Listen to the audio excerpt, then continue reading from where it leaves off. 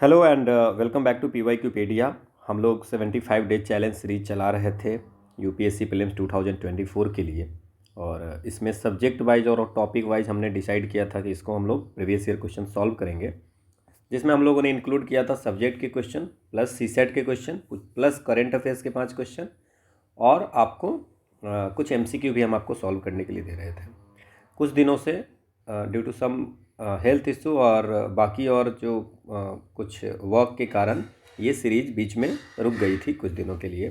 So now I am going to start this series again and I am trying to complete as soon as possible, जितनी ज़्यादा हो सके number of videos increase करके, और जैसे भी सो दैट कि आप those who are dependent on me on the previous year question series, तो उनके लिए कम से कम इसको कंप्लीट कर दें। इसमें हम लोग डे 15 आज कर रहे हैं। इससे पहले हम लोगों ने 14 दिन की वीडियो किए हैं। 10 दिन आपकी पॉलिटी की वीडियो हुई है ना। तो पॉलिटी तो हमारा कंप्लीट है। और इसके बाद we started with the history में भी हम लोगों ने एंशिएंट हिस्ट्री की स्टार्ट की थी। और आज जो है एंशिएंट हिस्ट्री की ये 5th लेक्चर है, और this one is the last lecture of ancient history. ठीक है। अब इसमें क्या है कि for my convenience I am removing the current affairs part from this series. जो हम करेंट अफेयर्स के क्वेश्चन करते थे उसको हम हटा रहे हैं, और डेली MCQ जो आपको दे रहे थे सॉल्व करने के लिए, आप लोग सॉल्व कर नहीं रहे थे। ठीक है। So I am removing this also now. अब करेंट अफेयर्स क्यों? क्योंकि हम लोग PT 365 ऑलरेडी हम लोग PT 365 की जो मैगजीन है वो हम लोग ऑलरेडी टेलीग्राम पे कर रहे हैं। ठीक है। तो इसलिए आई am removing the current affairs portion. In future अगर टाइम परमिट करेगा तो विल सी कि अगर करेंट अफेयर्स की कुछ अलग से करनी होगी तो एक मैराथन टाइप का कुछ हम लोग कर लेंगे। ठीक है। So let's start the series. Hope कि ये अब कंप्लीट होकर के कंप्लीट जल्द से जल्द हो जाए। ठीक है। पहला हमारा क्वेश्चन है कि कुषाण जो है वो किसके वंशज थे? कुषाण कौन सी सेंट्रल एशियन ट्राइब्स के वंशज थे? ठीक है। तो ये आपसे क्वेश्चन पूछा है।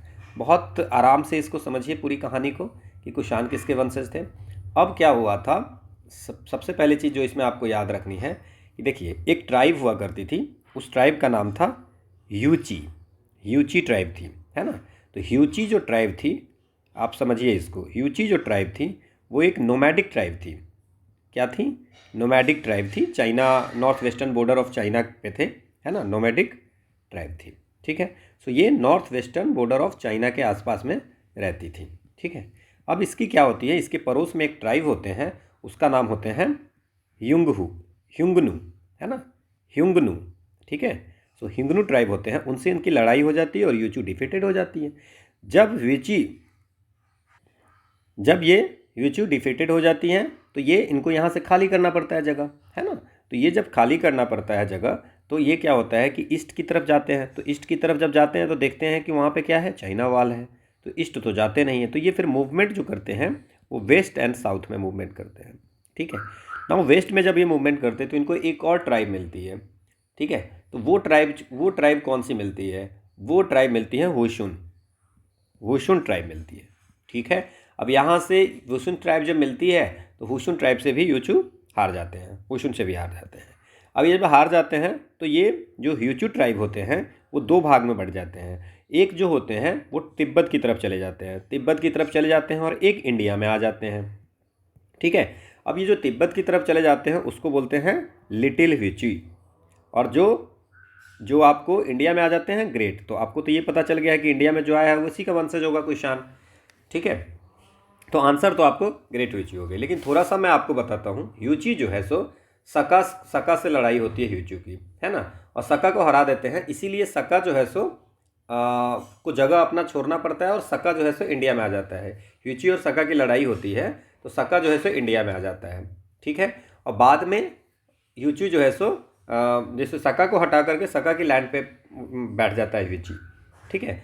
और सका वाले जो होते हैं वो इंडिया में चले जाते हैं। अब आप समझिए, अब ये क्या होता है कि ह्यूची जो है सो आपको 5 भाग में इसके बाद बढ़ जाते हैं। ठीक है। समझ में आ गया? तो ग्रेट ह्यूची जो होते हैं, ये ग्रेट ह्यूची ये आपको 5 भाग में 5 ब्रांच में बैठ जाते हैं as per the Chinese sources. अब आप समझ गए कि सका वाली जो एरिया थी, सका जो होते हैं वो कैसे, कहाँ पे एरिया बनाए रखते हैं। जो बैक्टीरिया होती थी ना, बैक्टीरिया की टेरिटरी, वहाँ की होशुन को हरा करके सका उस टेरिटरी में बैठ जाती है। और देखिए आप समझिए इस कहानी को, वुशुन जो है सो बैक्टीरिया के टेरिटरी पे राज करते होते हैं। सका क्या करते हैं, सका इसको हरा करके इसकी टेरिटरी पे बैठ जाते हैं। अब ह्यूचू क्या होता है, सका को हरा देते हैं, कहते हैं ना, स्विकी और ह्यूचू में लड़ाई होती है तो इसको हरा देते हैं और इसको सका को वहाँ से भरा देते हैं। इसीलिए सका जो है सो इंडिया आती है। बाद में ह्यूचू खुद हार हार के आपको इंडिया में चली जाती है। और यहाँ पे जो ग्रेट ह्यूचू होते हैं उसको 5 भाग में बढ़ जाते हैं, ठीक है ना। ये नोमाडिक होते हैं, बाद में वो सेटल लाइफ में आ जाते हैं। नाउ इसमें जो थे कुजुल कदाफिशेज एक करके किंग होते थे। कौन होते थे? कुजुल, देख लेना, प्रोनाउंसिएशन के लिए टेंशन मत लेना, है ना। ये होते हैं, इसको कदाफिशेज 1 भी बोलते हैं। ये जो 5 भाग में बटे होते हैं ना, उस 5 भाग को यूनाइट करते हैं, ठीक है ना, और अफगानिस्तान में अपनी ऑथोरिटी को इस्टेब्लिश करते हैं, ठीक है। अब इसको धर्मथिड भी बोलते हैं, जो कि बिलीव करते हैं थ्रू फेट पे। ये ठीक है ना, ये सारी डिटेल आपको लिखी हुई है ना। और ऐसा माना जाता है कि कुजल कदाफिशेज जो थे बुद्धिस्ट हुआ करते थे। इसके बाद कुजल कदाफिशेज के बाद कुजल कदाफिशेज 2 आते हैं, है ना। और ये जो 2 आते हैं ये अपनी टेरिटरी को और बढ़ाते हैं। और इसके जो बेटे होते हैं कुजल कदाफिशेज के बाद सक्सीड जो करते हैं वो करते हैं कनिष्क। जो जितने भी कुषाण किंग थे उसमें ये जब सबसे ज़्यादा जो है सो नेम वाले यही थे।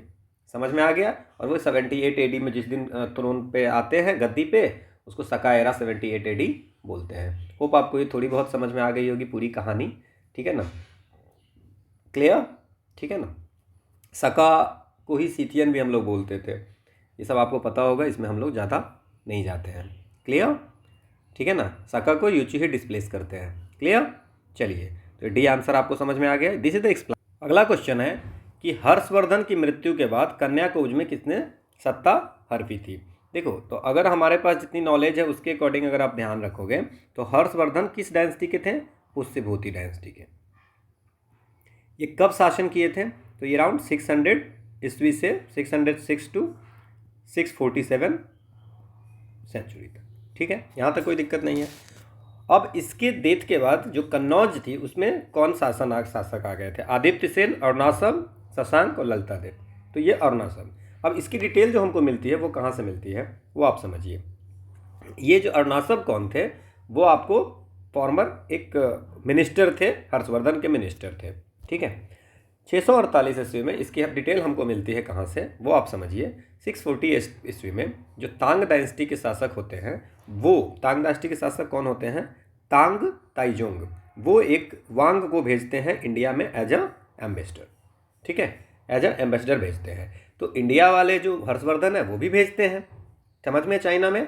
अब इसमें क्या होता है, जब उसको तो ये हमारा जो लिखा हुआ है चाइनीज सोर्स में कि जब हर्षा डाइड कर गया तो नया जो राजा था, नया राजा कौन था? उसका नाम वहाँ पे लिखा हुआ है अलवोनसुन।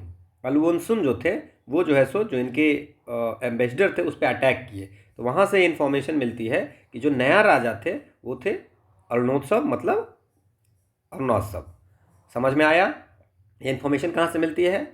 इन्फॉर्मेशन वहाँ की बुक से मिलती है कि तांग डायनेस्टी के शासक ने, ठीक है ना, तांग डायनेस्टी के शासक तांग ताइजोंग ने एक एम्बेसडर को इंडिया में भेजते हैं, वांग को। वो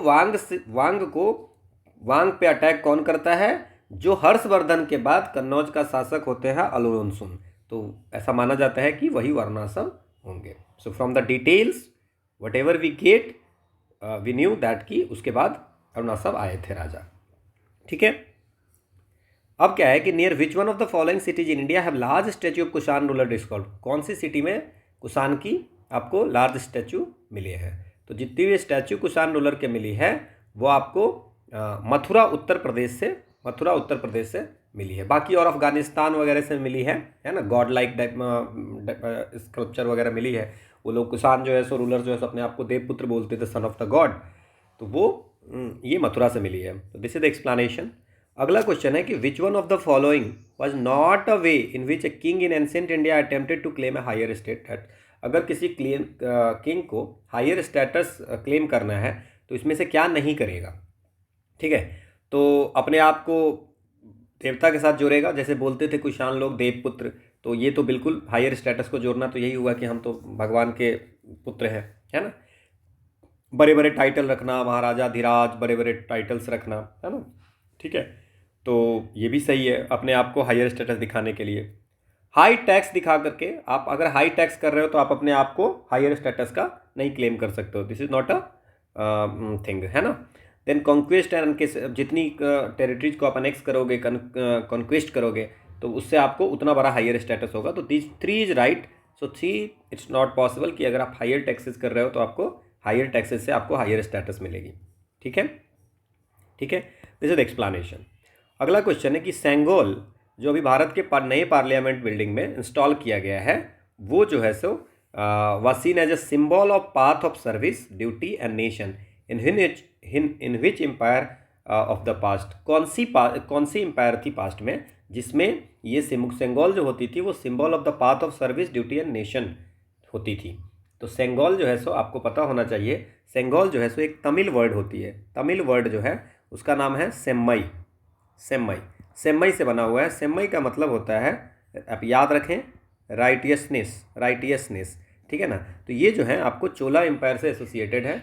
चोला कहाँ कहाँ रूल करती थी? अभी प्रेजेंट डे के तमिलनाडु, केरला, कर्नाटका, आंध्र प्रदेश, तेलंगाना, उड़ीसा और श्रीलंका के कुछ पार्ट में। ये 9th सेंचुरी से 13th सेंचुरी तक चोला एम्पायर चली है।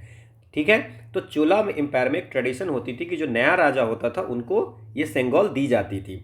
इसके इन द मार्क ऑफ कि सक्सेशन, लेजिटमेसी ट्रांसफर हो रहा है, उसके मार्क में ये दी जाती थी। ठीक है, अब प्रधानमंत्री नेहरू को 14 अगस्त 1947 को जब सत्ता ट्रांसफ़र हुई थी, उस समय वहाँ पे थिरुवदुथुराई अधिनम जो थे वो उनको दिए थे ये सेंगोल। ठीक है, सेंगोल पे एक नंदी है, नंदी का सिंबल है। नंदी जो है सो बिहोल्डर ऑफ न्याय का सिंबल है, इतना याद रखिए। ये आपको देखो नंदी है तो ये आपको सेंगोल है।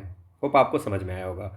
अगला क्वेश्चन है कि कौन सी सी पोर्ट है ना, कौन सी सी पोर्ट है ककाटिया किंगडम के लिए? Which one of the following was a very important sea port of Kakatiya kingdom? Now अगर आपको ककातिया किंगडम की बात करें तो आप एरिया देख लीजिए ककातिया का, ये ककातिया का है। और ओरेंगुलू जो है, जो अभी वारंगल है, वो यहाँ की कैपिटल हुआ करती थी। ठीक है ना। तो ककातिया डायनेस्टी जो होती है एक साउथ इंडिया की डायनेस्टी थी, आपको दिखा दिया मैंने। ईस्टर्न डेक्कन रीजन में, देख रहे हो, ईस्टर्न डेक्कन रीजन में है। ठीक है ना। अभी के डेट में कौन कौन सा होगा इसमें? तेलंगाना, आंध्र प्रदेश, कर्नाटका वगैरह, उड़ीसा वगैरह के आसपास में होगा। कैपिटल आपको पता चल गया। नाउ ककाटिया रूलर जो है वो फ्यूडेटरी किसके थे? राष्ट्रकूट के और वेस्टर्न चालुक्य के होते थे। वेस्टर्न चालुक्य मतलब चालुक्य ऑफ कल्याणी, राष्ट्रकूट के फ्यूडेटरी थे। तो बहुत दिन तो ये फ्यूडेटरी में रहे। बाद में प्रताप रुद्र के अंदर में इसमें रुद्रमा देवी भी एक याद रखना है ना।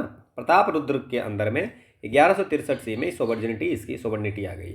मोटूपल्ली जो है सो उस समय ट्रेडिंग पोर्ट हुआ करते थे ककाटिया के। ककाटिया में एक चीज़ और याद रखिए कि इसके समय में एक वेनेटियन ट्रैवलर आए थे ककाटिया किंगडम, जिसका नाम है मार्को पोलो।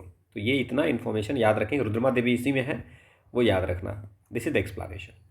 अगला क्वेश्चन है कि कुछ इवेंट्स दिए हुए हिस्ट्री में और उसको क्रोनोलॉजी में बिठाना है। नाउ प्रतिहार किंग भोज के अंदर में राइज हुआ, है ना। पल्लवा की establishment power Mahendra Varman one, मतलब पल्लव डायनेस्टी आ गई। प्रतिहार, गुर्जर प्रतिहार, पल्लवा, चोला डायनेस्टी। प्रांतक वन की establishment of the Chola power, Parantaka one के द्वारा चोला पावर का स्टैब्लिशमेंट।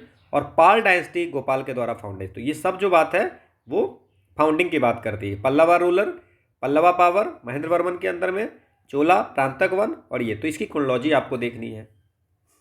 अब इसमें अगर जैसे आपको चोल डायनेस्टी का पता होगा, तो चोल डायनेस्टी नाइन्थ सी से लेकर के 13th सेंचुरी तक था। तो सबसे लेट में आपको चोल डायनेस्टी होगा इसमें, क्योंकि प्रतिहार जो है सो 836 के आसपास में आई थी, 850 के आसपास में थी। पाल डायनेस्टी जो है सो 700 ईस्वी के आसपास में थी। तो इतना आपको तो थोड़ा सा याद रखना पड़ेगा। 850 के अंत में, ये 900 के आसपास में। और नहीं, मैं कुछ गलती कर दिया क्या? पल्लवा जो है, प्रतिहार जो है सो आपको 850 के आसपास में है। पल्लवा जो है सो ये 550 के आसपास में है। ठीक है, तो आपको इससे दिख जाएगा कि आंसर क्या होगा, 2413। देखो हर डायनेस्टी का आप मोटा मोटी टाइम पीरियड आप याद रख सकते हो, है ना। चोल डायनेस्टी का तभी हमने डिस्कस किया था 9th to 13th सेंचुरी, तो वहाँ से आप क्रोनोलॉजी हो जाएगा। क्रोनोलॉजी की मैं ट्राई करूँगा एक क्लास लेने की। ठीक है, अगला क्वेश्चन है कि which of the following phrases defines the nature of hundi? Generally referred to in the source of the post Harsha period के समय में हुंडी वर्ड यूज किया गया है। तो वो हुंडी क्या है? अभी जो इंस्ट्रूमेंट ऑफ क्रेडिट है उसको बिल ऑफ एक्सचेंज या प्रॉमिसरी नोट कहा जाता है। ये ऐसा होता है कि एक आप समझिए कि प्रॉमिस है या ऑर्डर है कि एक सर्टेन अमाउंट जो है सो आपको सर्टेन डेट पे पे करना है। तो वो जो है सो पहले के समय में हुआ था, हर्षा के समय में उसको बोलते थे हुंडी। बहुत डिफरेंट डिफरेंट टाइप के हुंडीज है, जैसे सहचोग हुंडी है, दर्शनी हुंडी है, मुद्दती हुंडी है, नामजोग हुंडी है, धनी जोग हुंडी है, जवाबी हुंडी है, हुकामी हुंडी है। तो ये सब के बारे में डिटेल हमने आपको एक्सप्लेनेशन में दे दी है। तो यू कैन सी दैट कि this is the bill of exchange या this is the just instruments of credit, है ना। इसमें इसको प्रॉमिस ऑफ नोट भी बोलते हैं। अगला है कि कुछ डायनेस्टी दिया हुआ है, वो बोलता है कि 8th सेंचुरी एडी की कौन सी डायनेस्टी है। 8th सेंचुरी एडी की कौन सी डायनेस्टी है। नाउ अगर इसको आप देखोगे तो यादव जो थे, यादव डायनेस्टी जो थी वो 12th सेंचुरी में आई थी। 12th सेंचुरी में यादव ऑफ देवगिरी। मतलब बेसिकली आपको सारी डायनेस्टी की थोड़ी बहुत याद होनी चाहिए, कितनी सेंचुरी में एटलीस्ट, एग्जैक्ट अगर डेट नहीं याद रख सकते हो तो ठीक है। तो ये चालुक्य ऑफ कल्याणी की फ्यूडेटरी हुआ करते थे। इसके बाद अगर होयसाल की बात करें तो होयसाल डायनेस्टी जो है वो 10th to 14th सेंचुरी में थे। 10th to 14th सेंचुरी में थे। तो ये भी आपको 8th में नहीं है, ठीक है। इसके बाद अगर आप गढ़वाल की बात करो कि गढ़वाल डायनेस्टी जो है, तो गढ़वाल ककाटिया का तो हम लोगों ने अभी बात की थी। ककाटिया डायनेस्टी तो अभी हम लोगों ने बात की थी थोड़ी देर पहले कि ककाटिया जो है 12th to 14th सेंचुरी में थी। 12th to 14th सेंचुरी में जो मैंने बात की थी कि ओरुगल्लू इनकी कैपिटल हुआ करती थी, जिसको वारंगल अभी के डेट में बोलते हैं। तो 12th to 14th सेंचुरी में गढ़वाल वो है कि जब उनका जो प्रतिहार एम्पायर का जब ब्रेकअप हुआ था तो उस समय बहुत सारी राजपूत स्टेट्स बनी थी नॉर्थ इंडिया में, ठीक है ना। तो उसी में एक गढ़वाल थे कन्नौज के, गढ़वाल ऑफ कन्नौज, है ना। परमार ऑफ मालवा बने थे, चौहान अजमेर के बने थे। तो ये सब डायनेस्टी जो है सो उस समय बनी थी, ठीक है। तो ये आपको कोई भी ऐसा नहीं है जो कि 8th सेंचुरी एडी में थी। होप आपको ये समझ में आई होगी। ये एक्सप्लेनेशन है। अगला क्वेश्चन है, कुछ एरा दी हुई हैं और पूछ रहे हैं कि ये कब स्टार्ट हुई थी। तो जैसे विक्रम एरा है वो 57 BC 58 BC में स्टार्ट हुई थी, है ना। तो 57 BC को जीरो मानेंगे। विक्रम एरा ये 354 डेज की होती थी और ये स्टार्ट किया था विक्रमादित्य ने, है ना। विक्रमादित्य ऑफ उज्जैन ने। फिर सका एरा मैंने अभी थोड़ी देर बात की थी कि सका संबत जो है सो सालिवाहन नाम के किंग थे, सालिवाहन, ये इन्होंने स्टार्ट किया था और ये 78 एडी में थी। 78 एडी मतलब 78 एडी से जीरो स्टार्ट हुआ, उसके बाद से 1 2 3। अब ये 78 में 365 डेज के थे, ठीक है। एक चीज़ और याद रखिए कि जो विक्रम संवत थी वो लूनी सोलर थे, मतलब सन और चंद्रमा दोनों को देख के ये किया जाता था, है ना, डेट निर्धारण। और ये शक संवत वाली भी लूनी सोलर है, इतना याद रखें। इसके बाद गुप्ता एरा जो है 320 के आसपास में स्टार्ट किया गया था चंद्रगुप्त वन के द्वारा 319 20 में, ठीक है। और कृष्णा की डेथ को, जब कृष्णा की डेथ हो जाती है कृष्ण भगवान की, तो द्वापर युग का अंत हो जाता है और कली युग का स्टार्ट होता है। तो वो आपको 18 फरवरी 3102 BC में स्टार्ट होती है कलयुग की। तो ये आपको इन्फॉर्मेशन है। तो देख लीजिए इसमें कौन सा, फर्स्ट का 4, सो बी का 3, सो this is the answer. Now इसमें एक चीज़ और याद रखिए कि 2 तरह की विक्रम संवत शक संवत के अलावा एक हिजरी कैलेंडर भी होती है। तो हिजरी कैलेंडर जो होती है वो सिर्फ चंद्रमा की मूवमेंट पे सारी चीज़ें होती है, लूनर कैलेंडर इसको बोलते हैं। और one is the Georgian calendar जो आप सुने होंगे वो सोलर पे है सिर्फ, बाकी विक्रम संवत और शक संवत ये आपको लूनी सोलर पे है। तो इतनी इन्फॉर्मेशन आप इसमें याद रखें, दिस इज द एक्सप्लेनेशन। अब एक क्वेश्चन है कि in Sanskrit plays written during the Gupta period women and Shudra speak, जो संस्कृत प्लेज लिखी गई है गुप्ता पीरियड के समय में, उसमें विमेन और शूद्रा कौन सी लैंग्वेज बोलते थे। क्या वो संस्कृत बोलते थे, क्या वो पाली बोलते थे, क्या वो सौरसेनी लैंग्वेज बोलते थे, क्या प्राकृत बोलते थे। तो वो दे आर स्पीकिंग प्राकृत। प्राकृत जो होती है वो आपको संस्कृत का ही कुछ डेरिवेटिव्स हो गई, there are lots of languages जो उसकी डेरिवेटिव्स होती थी, तो प्राकृत बोलते थे वो लोग। This is the explanation. अगला क्वेश्चन है कि यवन प्रिय, जो संस्कृत टेक्स्ट में कहीं कहीं लिखा हुआ है यवन प्रिय, तो यवन प्रिय क्या है। अब समझिए, देखिए एंशियंट टाइम में क्या होती है, जो सेंट्रल एशिया के लोग होते थे, सेंट्रल एशिया के लोग को बोलते थे यवन। सेंट्रल एशिया के लोग को क्या बोलते थे, यवन। और यवन को जो प्रिय होगा, यवन को जो प्रिय होगा उसको क्या बोलेंगे, यवन प्रिय। तो यवन को क्या प्रिय था, उनको मसाले वगैरह यहाँ की प्रिय थी, तो इट्स अ पेपर, है ना, जो काली मिर्च होती थी वो, ठीक है। This is the explanation. अगला है कि which one of the following sculpture was invariably used green seat as the medium. कौन सी ऐसी स्कल्पचर है जिसमें ग्रीन सीट का यूज किया गया हुआ है, कौन सी ऐसी है? ठीक है, तो ग्रीन सीट जो है सो एक मेटामॉर्फिक रॉक्स हुआ करती थी, है ना, उससे स्कल्पचर बनाई जाती थी। तो ये आपको सुंग डायनेस्टी के समय में ये आपको स्तूपा वगैरह को ये करने में, स्तूपा वगैरह बनाने में इसका यूज करते थे। तो ये जो है सो वरहूत की जो मूर्तियाँ हैं वो ग्रीन सीट से बनी हुई है। ठीक है, अगला क्वेश्चन है कि which one of the following text of ancient India allows divorce to a wife deserted by her husband. किस प्राचीन भारत के कौन सी ग्रंथ है जिसमें लिखा हुआ है कि अगर पति पत्नी को छोड़ देता है तो तलाक लिया जा सकता है? तलाक के बारे में बात किया गया, तलाक की अनुमति देता है। कामसूत्र, मानव धर्मशास्त्र, शुक्र नीतिसार और अर्थशास्त्र। अर्थशास्त्र में लिखा हुआ है कि मैरिज एंड हो सकती है अगर म्यूचुअल कंसेंट हो, है ना, अगर म्यूचुअल कंसेप्ट होगा तो कंसेंट होगा तो मैरिज आपको डिजॉल्व हो सकता है। ठीक है, मतलब तलाक की बात किया गया है, तो अनअप्रूव्ड मैरिजेज हो सकती है। ये एक्सप्लेनेशन है। अगला है क्वेश्चन है कि गुप्ता कहाँ के हैं, चंडेल डायनेस्टी की और पल्लवा के और चालुक्य डायनेस्टी के बारे में पूछा जा रहा है। नाउ अगर इस क्वेश्चन को आप देखें तो गुप्ता जो है देवघर का हो जाएगा, और चालुक्य और बादामी आप लोगों को पता होगा, है ना, तो चालुक्य ऑफ बादामी, है ना, तो ये चालुक्य ऑफ बादामी। चंडेल का खजुराहो है और पल्लवा का पन्ना मलाई है। ठीक, जो ये आपको पन्ना मलाई है वो एक विल्लुपुरम डिस्ट्रिक्ट है तमिलनाडु में, वहाँ पे है। और यहाँ पे बहुत सारी टेम्पल्स वगैरह बनाई गई थी पल्लवा डायनेस्टी के समय में, जैसे तलागरीश्वर टेम्पल, ये सब वहाँ पे बनाई गई थी। ठीक है ना, तो ये इसलिए आपको आंसर क्या हो जाएगी आपकी 1 ए आंसर हो जाएगी इसमें। ठीक है, ये आपको दी हुई है। अगला क्वेश्चन है the silver coin issued by the Gupta. Gupta के द्वारा जो गुप्ता रूलर्स के द्वारा जो सिल्वर कॉइन इशू की गई थी उसको क्या बोलते थे? रूपक बोलते थे, कर्सपना बोलते थे, दिनार बोलते थे और पना बोलते थे। देखिए अब आप इसमें समझिए, चंद्रगुप्त द्वितीय ने रूपक जो पहला गुप्ता रूलर थे जो सिल्वर कॉइन को इशू किए थे उसको बोलते थे रूपक। कृष्णपना जो थे वो मौर्य के समय में एक कॉपर कॉइन सिल्वर कॉइन जो लॉन्च किए गए थे उसको बोलते थे कृष्णपना। लेकिन जो ये कृष्णपन जो है, जो पंचाल किंगडम उस समय में कृष्णपन बोलते थे कॉपर के कॉइन को। समझ गए मेरी बात को? ठीक है ना, तो कृष्णपन जो है सिल्वर कॉइन होते थे मौर्य के समय में और कॉपर कॉइन होते थे पंचाल किंगडम के समय में। दिनार में गोल्ड कॉइन ही होते हैं, ये आपको गुप्ता और कुषाण दोनों के समय में दिनार, गोल्ड कॉइन को दिनार ही बोलते थे। और मौर्य के समय में जैसे अभी आधा आना ऐसे था ना, वैसे पना था। तो पना था, जैसे कि पना 4 तरह से बांटे हुए थे। वन इज द अर्धपना, तड़ा, अष्टभाग और अर्धपदिका, अष्टभाग या अर्धपदिका। ठीक है ना, सो ये 4 डिनोमिनेशन में बना हुआ था। वन इज द पना, वन इज द अर्धपना और तड़ा, है ना, और अष्टभाग।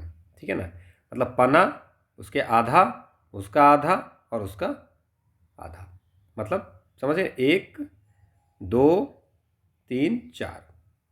ठीक है, 4 8 ऐसे हो गया, ऐसे भाग में बटा हुआ था।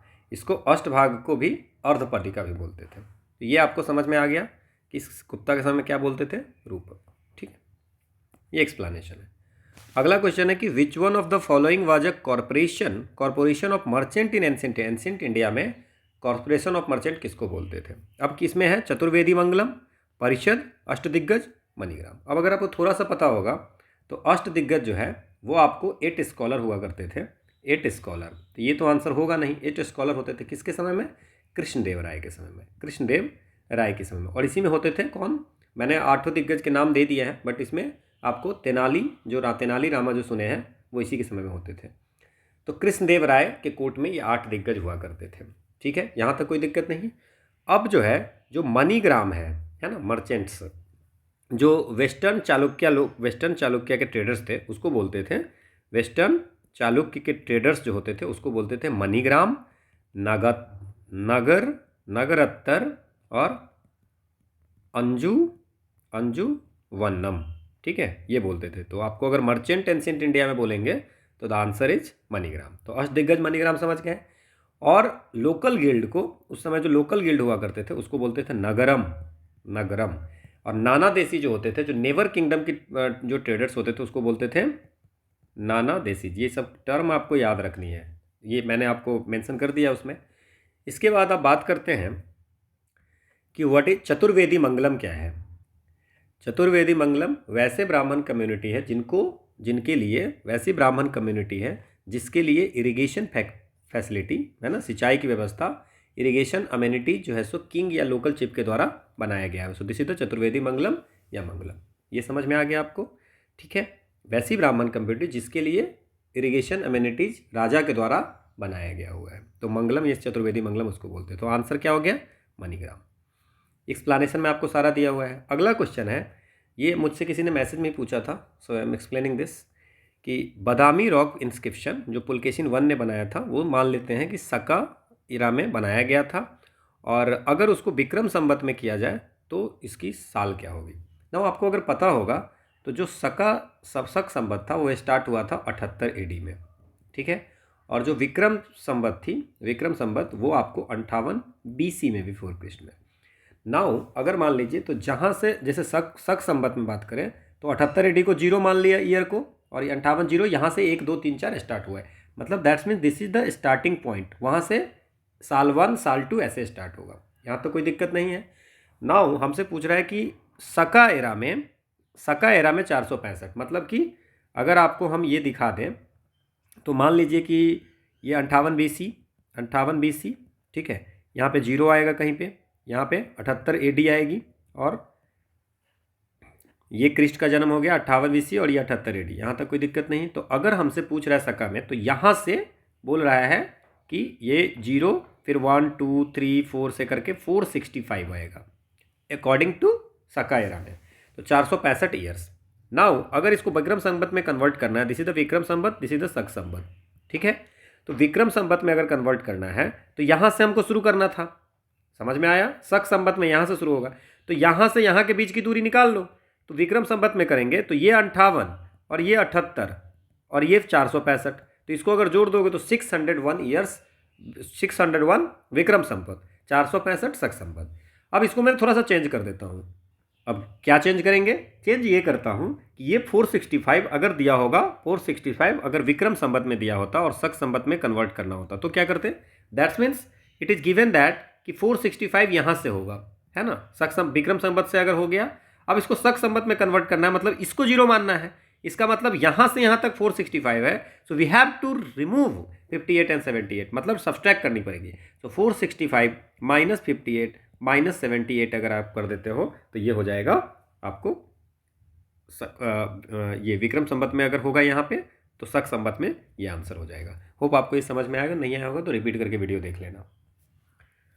अगला क्वेश्चन है कि many of the Greek Kushan and Shakas embraced Buddhism rather than, क्यों जितने भी फॉरेनर्स थे, फॉरेन के थे, जैसे ग्रीक हो गए, कुशान हो गए, सका, वो बुद्धिज्म को फॉलो किए थे, हिंदुइज्म को नहीं किए थे। What is the reason behind this? तो Buddhism was in the ascendant at that time, उस समय बुद्धिज्म का बोलबाला था, इसलिए वो उन्होंने बुद्धिज्म को लिया था।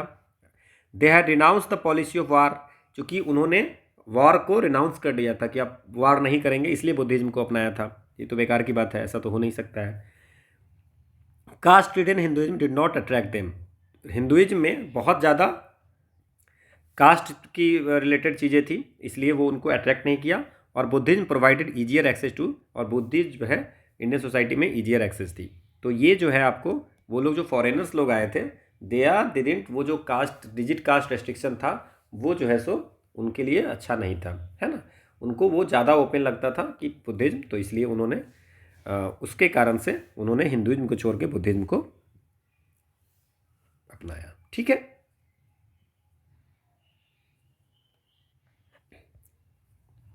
ठीक है, अब अगला है कि आपको कुछ चीज़ें दी हुई है, जैसे gold coin, punch mark silver coin, iron plough और अर्बन कल्चर, ये इसको आप क्रोनोलॉजी में सजाना है। तो अगर आपको आपने थोड़ी सी ठीक पढ़ी होगी तो आपको पता होगा कि इंडस वैली सिविलाइजेशन में 2500 BC के आसपास में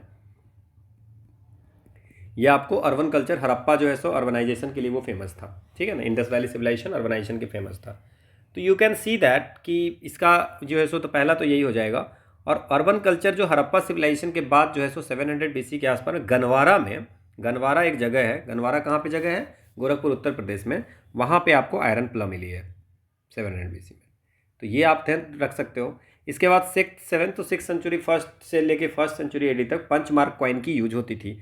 और बाद में कुशान वगैरह जो आए थे, तो ग्रीक, इंडो ग्रीक्स वगैरह रूलर्स जो कुशान थे, उन्होंने गोल्ड कॉइन, तो सबसे लास्ट में गोल्ड कॉइन जो है सो ये होगा। सो ये 4321 इज द आंसर। आसान सा क्वेश्चन था। अगला क्वेश्चन है कि which one of the following ancient Indian records is the earliest royal order to preserve food grains to be utilize during the crisis of country.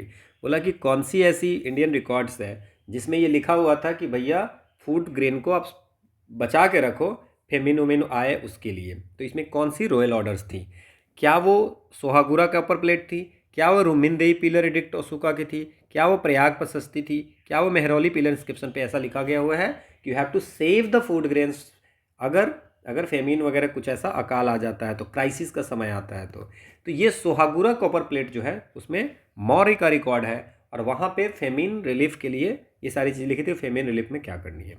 अब इसमें जैसे Rummindei pillar edict of Ashoka है और Prayag Prashasti, so I am talking about the Prayag Prashasti. थोड़ा सा इसके बारे में बात करते हैं, किससे आपको क्वेश्चन पूछेगा तो आप कैसे लिख सकते हो। तो प्रयाग प्रशस्ति जो है उसको इलाहाबाद प्रशस्ति भी बोलते हैं। तो यहाँ तक तो आपको कोई ऐसी इशू होगी नहीं। नाउ ये आपको इलाहाबाद में मिली है तो समझिए। अभी कौन सी लैंग्वेज में लिखी गई है? तो ये संस्कृत में लिखी गई है। किसने कंपोज की है? तो हरिसेन में। इसमें क्या लिखा हुआ है? समुद्रगुप्त के बारे में लिखा हुआ है, समुद्रगुप्त के बारे में, है ना, कि गुप्ता की जो पॉलिटिकल हिस्ट्री थी उसमें ये 33 लाइन की टोटल है, 33 लाइन्स इसमें लिखा हुआ है। और इसमें लिखा हुआ है कि कैसे समुद्रगुप्त ने कॉन्क्वेस्ट किया था बाकी फ्रंटियर स्टेट्स को, ठीक है ना। उसमें लिखा हुआ है कि इन्होंने आर्यावर्त में वॉर में 3 रूलर्स को हराया था। वन इज द अच्युत, आप याद क्या रखेंगे? अच्युत, नागसेन और गणपति नाग, इस 3 को हराया था। ये चीज़ यहाँ पे लिखा हुआ है, गणपति नाग ऑफ द नाग डायनेस्टी, इनको हराया था। इसके बाद वहाँ पे साउथ इंडिया कैंपेन के बारे में भी लिखा हुआ है ना। तो ये सब आपको इसमें लिखा हुआ है 33 लाइन्स में। लाइन 13 से 15 में ये लिखा हुआ है कि अच्युत नागसेन और गणपति नाग डायनेस्टी को हराया था इन्होंने। तो ये आपको थोड़ा सा ध्यान रखना है, ये एक्सप्लेनेशन में लिखा हुआ है। अगला क्वेश्चन है कि ये जो मैप है किस राजा के समय में उसकी जो राज्य थी वो ऐसी थी, पूरा यहाँ से यहाँ तक में कौन ऐसा जगह था? क्या कनिष्क के समय था? Kanishka at the time of his death, Kanishka के डेथ के समय ऐसा था? या समुद्रगुप्त जब आप साउथ की कैंपेन कर लिया तो उस समय था? तो आपको ये सब पता होगा कि अशोका की रीजन के क्लोजिंग के समय में ये पूरा ये डायग्राम जो है सो थी, ठीक है ना। इतना राज्य था उनका। क्लियर? अगला क्वेश्चन है कि from the 3rd century AD when the Hun invasion ended the Roman empire the Indian merchant relied more and more on the. जब 3rd सेंचुरी AD के समय में रोमन एम्पायर को, हून इन्वेजन से रोमन एम्पायर खत्म हो गया, तो उस समय भारत जो है सो कहाँ से ट्रेड पे रिलाई करता था? अफ्रीका के ट्रेड पे, वेस्ट यूरोप के ट्रेड पे, साउथ ईस्ट एशियन के ट्रेड पे, कि मिडिल ईस्टर्न? देखो अगर इसको आप सही से, अगर आपको वर्ल्ड मैप पता होगा तो this is the south east Asian trade, south east Asian trade पे पूरा रिलाई करता था, है ना। अफ्रीका कहाँ चला गया, है ना। अगला क्वेश्चन है कि इसमें देखिए अब ये सारी चीज़ें हैं, अब इसको ना आपको याद होना चाहिए। जैसे इसमें क्या क्या याद होना चाहिए सर? अगर the following person came in to India at one time और अनदर, तो इसमें क्या है? फाहियान है। तो अब फाहियान किसके समय आया था? अगर ये भी आपको याद होगा तो आपका काम चल जाएगा। और फिर थोड़ी 1-2 चीज़ें याद रखनी है। जैसे फाहियान कहाँ का था? तो पहला चाइना का। इसिंग कहाँ का था? चाइना का। मेगास्थनीज कहाँ का था? ग्रीस का था। वेनसंग कहाँ का था? वेनसंग कहाँ का था? चाइना का। यहाँ तक कोई दिक्कत नहीं। नाउ ये किसके समय आया था? ये अगर आपको 1-2 भी याद रहेगा तो काम चल जाएगा। जैसे मैंने आपको बताया था कि काकातिया डायनेस्टी के समय में मार्को पोलो आया था, ठीक है ना। तो ये जो मेगास्थनीज है वो आए थे चंद्रगुप्त मौर्य के समय में, तो यहाँ तक मुझे लगता है कि आपको समझ में आ गया। वेनसेंग जो कब आया था? ये हर्षा के समय में आया था। अगर ये आपको पता चल जाएगा तो आपको समझ में आ जाएगा कि कौन पहले आया होगा और कौन बाद में। तो आपको देन फाहियान चंद्रगुप्त द्वितीय के समय आया था, क्लियर? यहाँ तक कोई दिक्कत नहीं। तो अगर आप ये देखोगे, पहले तो मौर्य डायनेस्टी होगी, उसके बाद जो है सो आपको गुप्ता डायनेस्टी होगी। सो मौर्य, गुप्ता एंड देन फिर हर्षा और देन फिर आइसिंग। तो ये आपको 3142 इज द आंसर। तो ये आपको पूरी डिटेल मैंने दी है। मार्को पोलो कहाँ के थे? वेनेटिया के थी।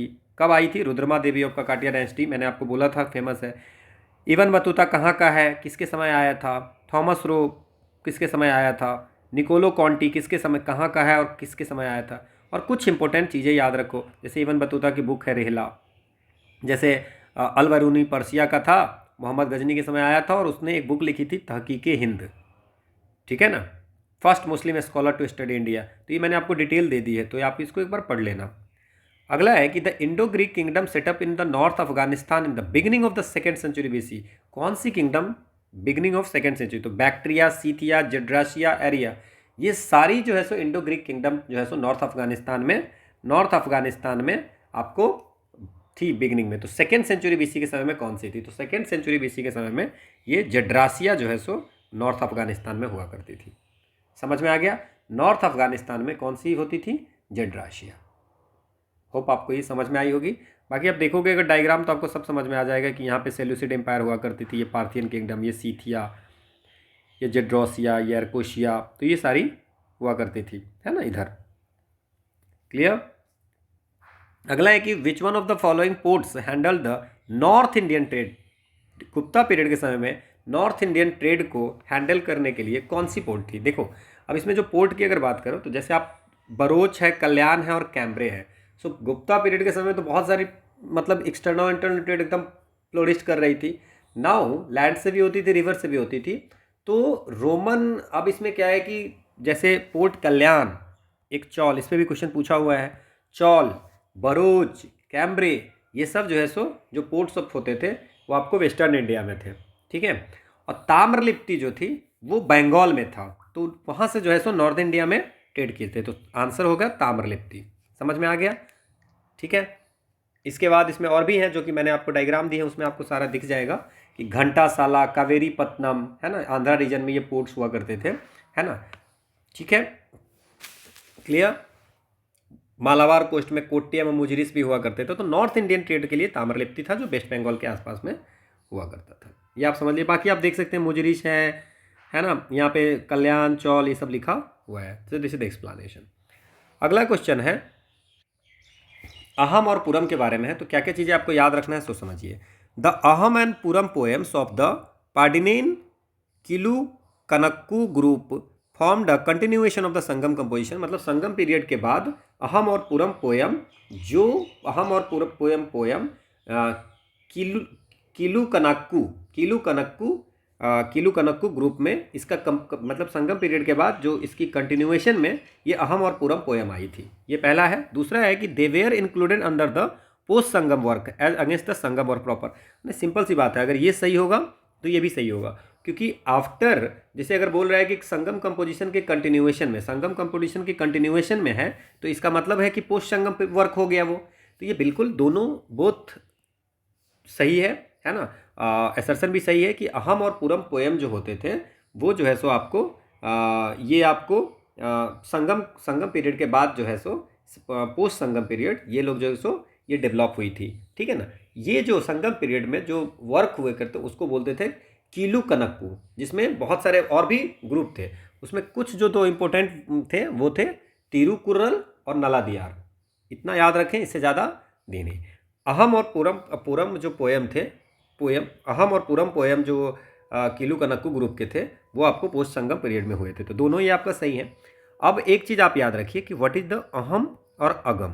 अहम या उसको अगम भी बोलते हैं, और पुरम। तो इसमें क्या क्या याद रखना है?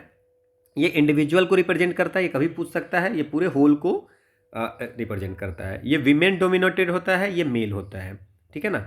ये लव के बारे में बात करता है और ये वॉर के बारे में बात करता है। मुझे लगता है ये 4-6 वर्ड अगर आप याद रखेंगे हम पुरम में तो आपको ध्यान आएगा, क्योंकि ये लव और वार वाला क्वेश्चन पूछा भी हुआ है। ये 4-5 कीवर्ड याद रखेंगे। क्लियर? अगला क्वेश्चन है the origin of feudal system ancient India can be traced to military campaign. तो ये बोल रहा है कि जो आपकी फ्यूडल सिस्टम का जो एंशिएंट इंडिया में ओरिजिन हुआ वो मिलिट्री कैंपेन से लगाया गया, पता चला। दूसरा है कि there was considerable expansion of the feudal system during the Gupta period के समय में फ्यूडल सिस्टम का बहुत एक्सपेंशन हुआ।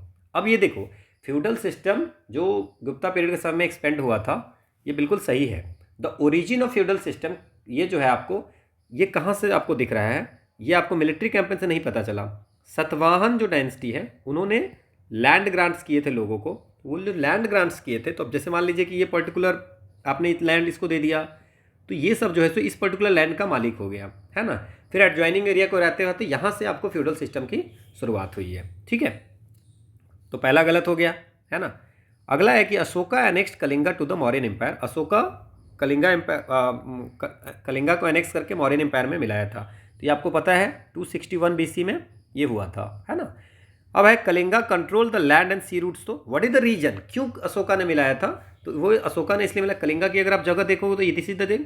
तो ये जो है so land route to the south और sea route to the south, ठीक है ना। इसका इसलिए जो है सो इसको मिलाना था। ताम्रलिप्ति जो हम लोग बात किए थे वो यहाँ पे देख रहे हो, ठीक है।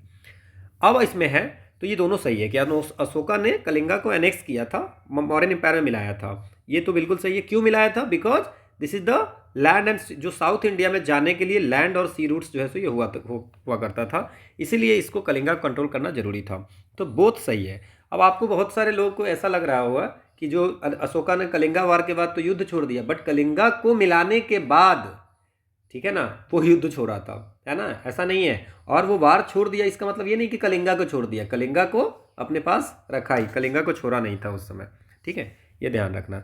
द प्रैक्टिस ऑफ मिलिट्री गवर्नेंसशिप, ये इंडिया में किसके द्वारा स्टार्ट किया गया हुआ है। तो सबसे पहले जो मिलिट्री गवर्नेंसशिप स्टार्ट हुआ था वो आपको इंडिया में किसने किया था, मुगल, ग्रीक, साका, पार्थियन, ये ग्रीक्स थे जो कि स्टार्ट किए थे। और ये जो मिलिट्री गवर्नर्स होते थे उसको बोलते थे स्ट्रैटगोज। नाउ ये जो स्ट्रैटगोज होते थे, तो ये आपको इतना, एक तो ये लाइन याद रखना है। दूसरी याद रखेंगे कि सका वाले जो होते थे, शक डायनेस्टी के जो लोग होते थे, उन्होंने एक स्टार्ट किया था छत्रप सिस्टम। नाउ छत्रप एडमिनिस्ट्रेशन में, तो वहाँ पे आपको जो सेल्यूसिड एम्पायर थी, जो एक्मेनिड एम्पायर सिस्टम थी, उसी के अनुसार से इन्होंने बनाया था। इन्होंने क्या किया था कि किंगडम जो होती थी, ये बड़ी सी किंगडम है, इसको छोटे छोटे प्रोविंस में बांट दिया था, और हर प्रोविंस का एक हेड होता था मिलिट्री गवर्नर, उसको बोलते थे महाछत्रप। क्या बोलते थे, महाछत्रप। समझ में आ गया। तो छत्रप सिस्टम किसने स्टार्ट किया था, वो अगर आपसे कोई पूछेगा तो आप सका बोल देना। क्लियर, समझ में आ गया। अगला क्वेश्चन है कि which one of the following dynasty was ruling over north India at the time of Alexander. अब अलेक्जेंडर कब इन्वेट किया था, 327 से 325 BC में अलेक्जेंडर जो है सो इन्वेट किया था। जब अलेक्जेंडर आया था यहाँ पे, तो कैसे कैसे, तो ये मगध एम्पायर पे नंदा डायनेस्टी का शासन था। नंदा डायनेस्टी के कौन राजा थे, धनानंद, ठीक है। तो ये पहले तो पंजाब में आते हैं, और पंजाब में आते हैं तो बहुत सारे 19 महीने तक बहुत सारे रूलर से लड़ते हैं, है ना। इसके बाद फिर रूलर सबको अपनी सोवर्निटी एक्सेप्ट करवा करके फिर उसको रिस्टोर कर देते हैं, और कुछ ग्रीक गवर्नर्स को भी उस सब रीजन में, जैसे मान लीजिए जो भी जीता उसको सोवर्निटी एक्सेप्ट करवा के वहाँ पे ग्रीक गवर्नर्स को रखते थे, ठीक है ना। लेकिन वो लोग जो है सो धनानंद जो है सो अलेक्जेंडर इन्वेजन के समय मगध पे शासक थे, उसके समय में उस पर वो आक्रमण नहीं किया। ना मगध डायनेस्टी की अगर बात करें तो सबसे पहले मगध डायनेस्टी में कौन कौन से रूलर थे वो देखिए, बृहद्रथ डायनेस्टी, उसके बाद Haryanka dynasty, Shishunaga dynasty, Nanda dynasty, Maurya dynasty, Shunga dynasty और कानवा डायनेस्टी। कानवा के बाद जो है सो आपको आंध्रा ने इसको हटाया था, ठीक है। तो ये आपको ध्यान रखना है, ये भी आपको क्रोनोलॉजी याद रखना है। अगला है कि होयसाल मॉन्यूमेंट्स जो है सो कहाँ पे मिला है। देखो अब थोड़ा सा हम होयसाल डायनेस्टी के बारे में पढ़ भी लेते हैं। होयसाल डायनेस्टी जो है सो मैंने अभी थोड़ी देर पहले आपको बात की थी, 10 से 14वां सेंचुरी थी, 10 to 14 सेंचुरी में होयसाल डायनेस्टी हुआ करती थी। आपका जो ये रीजन था ये आपको कर्नाटक, आंध्रा और तमिलनाडु, है ना, इसमें था। और जो होयसाल डायनेस्टी थी वो आपको 1050 से 1355 एग्जैक्ट याद रखेंगे। तो पहले ये डायनेस्टी जो होती थी, होयसाल डायनेस्टी, वो आपको होती थी वेस्टर्न चालुक्य जो थे, वेस्टर्न चालुक्य इसकी फ्यूडेटरी थी, है ना। बाद में वेस्टर्न चालुक्य के फ्यूडेटरी में से आपको जो है सो ये होयसाल डायनेस्टी बना। अब इसकी होयसाल डायनेस्टी की जो कैपिटल थी, शुरू में होयसाल डायनेस्टी के कैपिटल थी बेलूर में, बाद इसको बन गई, बाद में इसको बना दिया गया हलेविड में। तो आंसर तो आपको समझ में आ ही गया होगा कि जहाँ पे कैपिटल होगी तो वहीं पे मॉन्यूमेंट्स मिलेंगे, यहाँ तक कोई दिक्कत नहीं है। अब इसमें कुछ कुछ चीज़ें आपको याद रखना है। इसमें कुछ चीज़ें क्या याद रखना है कि यहाँ पे होयसाल डायनेस्टी के समय में किंगडम को कैसे डिवाइड किया जाता था, ये सब एक्स्ट्रा इन्फॉर्मेशन है। सो किंगडम के छोटा होता था नाडु, नाडु का विषय, विषय, विषय के बाद कंपना और इसके बाद देश, ये याद रखना है। ठीक है। नरसिम्हा III का बेटा जो था वीरवल्लाल, है ना, वो लास्ट रूलर था होयसाल डायनेस्टी के। मैंने सारी लिख दिया है, ठीक है ना। जगती, इसमें एक कीवर्ड है याद रखना होयसाल डायनेस्टी में, जगती। जगती एक प्लेटफॉर्म होती थी जिसपे मंदिर बनाया जाता था। तो जगती अगर आपसे पूछेगा तो आपको पता होना चाहिए, एक प्लेटफॉर्म होते थे, उसके ऊपर टेम्पल बनाई जाती थी, है ना। अब इसमें 3 टेम्पल होयसाल का आप याद रखिए। One is the Chennakeshava temple Belur में, होयसलेश्वर टेम्पल हलेबीडु में, और केशव टेम्पल सोमनाथपुर में। तो 3 टेम्पल भी आपको इसके याद रखनी है। इसकी जो आप रीजन देख रहे हो ये होयसाल डायनेस्टी की, तो ये पूरी इन्फॉर्मेशन आपको दी हुई है, आपको याद रखना है ना। इसमें देख रहे हो कि विष्णुवर्धन को माना गया है कि होयसाल डायनेस्टी का फाउंडर है वेलूर इंस्क्रिप्शन में। क्लियर। अगला क्वेश्चन है कि हर्षवर्धन ने प्रयाग असेंबली बुलाई थी और ही वांटेड टू पॉपुलराइज, वो इसलिए बुलाए थे, रीजन ये था कि वो महायाना बुद्धिज्म को पॉपुलराइज करना चाहते हैं। तो मैं आपको थोड़ी सी इन्फॉर्मेशन इसमें देता हूँ। एक होती है कन्नौज असेंबली, ठीक है। सो कन्नौज असेंबली जो होती है 643 AD में, ये डेट आप याद रखें। तो कन्नौज असेंबली जो होती है, तो वो असेंबली एक रिलीजियस असेंबली होती है। कहाँ पे होती है? कन्नौज में होती है ना। ठीक है। अब इसमें क्या था कि बुद्धा के टीचिंग को हाईलाइट करना था, और उस समय ह्वेनसंग आया था। हर्षा का समय था, ह्वेनसंग आया था। तो ह्वेनसंग जो आया था, तो ह्वेनसंग को ये चाहते थे, है ना, ऑनर करना। हर्षा इसको ऑनर करना चाहते, इसलिए पूरी ग्रांड एक फंक्शन बनाई जाती है ना, रिलीजियस असेंबली, जिसमें आपको बहुत सारे ट्राइब्यूटरी किंग्स आते हैं, महायाना के भी, हिनायना के भी आते हैं, ब्राह्मण, जैन, बुद्धिस्ट स्कॉलर, सारे लोग आते हैं। अब हर्षा खुद ह्वेनसंग को बोलते हैं कि आइए बैठिए, टेक द चेयर, है ना, हर्षा उसको बोलते हैं। और उसमें जो सब्जेक्ट होते हैं, दे आर द असेंबली में जो सब्जेक्ट होते हैं वो आपको महायाना बुद्धिज्म के बारे में डिस्कशन होती है, ठीक है, महायाना बुद्धिज्म के, और ये 23 दिन तक चलता है। उसके जस्ट बाद बुलाई जाती है प्रयाग असेंबली। तो प्रयाग असेंबली भी इसके बाद ही बुलाई जाती है, कन्नौज के बाद आती है प्रयाग असेंबली, ठीक है। लेकिन अब इसमें समझिए, ये आपको कन्नौज असेंबली तो रिलीजियस असेंबली था, ये religious Prayag assembly religious assembly नहीं थे। तो हर्षवर्धन ने बुलाया था, ये तो सही है, लेकिन ये आपको रिलीजियस थी ही नहीं। ऐसा नहीं था कि इसको महायाना के बारे में बात हुई थी कन्नौज असेंबली में। तो this is totally wrong. So the answer is C. अब इसमें क्या कहते हैं कि इसमें इसको महामोक्ष परिषद ही बोला जाता था, और इसमें एक यूनिवर्सल कैरेक्टर के थे, मतलब कि हर तरह के लोग को बुलाया गया था इसमें, और उसमें डिस्कशन, हर चीज़ की डिस्कशन हुई थी। 75 दिन के बाद ये प्रयाग असेंबली भी क्लोज हो गई थी। समझ में आ गया आपको? समझ में आ गया? ठीक है ना, क्लियर। सबको दान वान इसमें प्रयाग असेंबली में दिए गए थे, ये सारी चीज़ें हैं। This is the explanation. Which one of the Chola king, कौन सी चोला किंग थे जो पूरी तरह से सिलोन पे विजय प्राप्त की थी? Now what is the Ceylon? Ceylon जो है श्रीलंका का पुराना नाम है। नाउ कौन से राजा थे? देखो इसमें कंफ्यूज नहीं होना है। पहले तो एक चीज़ आप इसकी क्रोनोलॉजी जान लो। चोल एम्पायर मैंने आपको बताया था 900 से 1300 बताया था। सो 850 टू 1279 AD में चोल एम्पायर हुआ करता था, जिसकी राजधानी कहाँ होती थी? तंजौर में होती थी। और चोला जो है बहुत दिन तक आपको पल्लवा के सबऑर्डिनेट हुआ करते थे, ठीक है ना। विजयालय के समय में ये जो है सो आपको री इमर्ज हो गया चोल एम्पायर। अब इसमें सबसे पहला राजा कौन था? राजा की अगर क्रोनोलॉजी पता करें, इंपॉर्टेंट राजा की, आदित्य वन, देन फिर राजा राजवन, फिर राजेंद्र वन। विजयालय आपको समझ में आ गया, ठीक है, कि पल्लवा डायनेस्टी के अंदर सबऑर्डिनेट थे, तो उसमें आपको ये री इमर्ज करने में इनका हाथ है विजयालय का, ठीक है। फिर आपको राजा राजवन और फिर राजेंद्र वन। ना वो राजा राजवन जो है, राजा राजवन ने क्या किया, आपको जो श्रीलंका है, श्रीलंका की northern part of the Sri Lanka, समझिए, नॉर्दर्न पार्ट ऑफ श्रीलंका को महिंदा राजा थे वहाँ पे, तो महिंदा राजा से नॉर्दर्न पार्ट जो है सो अनेक्स किया। समझ में आ गया? क्लियर, ठीक है। और अनुराधापुर, द कैपिटल को शिफ्ट किया अनुराधपुर से पोलनरुवा, ठीक है, जहाँ पे शिवा टेम्पल बनाया गया था। मुझे लगता है यहाँ तक आपको कोई ऐसी ज़्यादा दिक्कत होगी नहीं। नाउ नॉर्दर्न पार्ट को किसने किया? राजा राजवन। राजेंद्र वन जो है वो आपको इसके बाद जो आए थे, वो पूरी तरह महिंदा जो सिलोन के किंग थे उनको हरा करके वो पूरी साउदर्न भी कर लिए। तो पूरा जो है सो नॉर्दर्न पार्ट ये किए थे, साउदर्न पार्ट ये किए, तो पूरी तरह अगर कॉन्कोर्ड अगर बोलोगे, सिलोन को पूरी तरह से बोलते हैं कि कौन मिला लिया, तो राजा राज है। समझ में आया? नॉर्दर्न पार्ट को किसने किया? राजा राज ने, राजेंद्र ने क्या किया? साउदर्न पार्ट को भी कॉन्क्वर किया, और जैसे ही साउदर्न पार्ट को किया तो आपको पूरा जो श्रीलंका जो हो गया वो चोल एम्पायर में मिल गया। होप आपको ये समझ में आया होगा।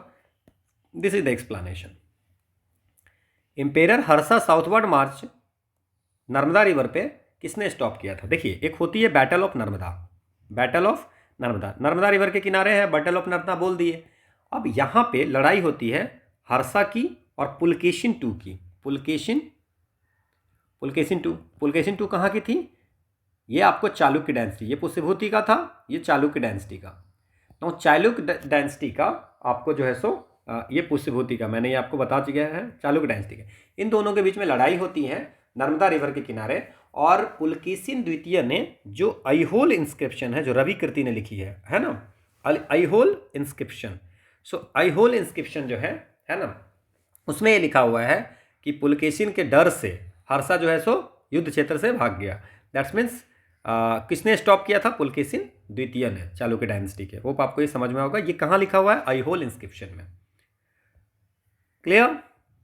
अगला क्वेश्चन है, the Chola defeated Pandya and Chera rulers and establish their domination over peninsular India in the early medieval time में चोला ने डिफीट किया था आपको पांड्या को और चेरा को।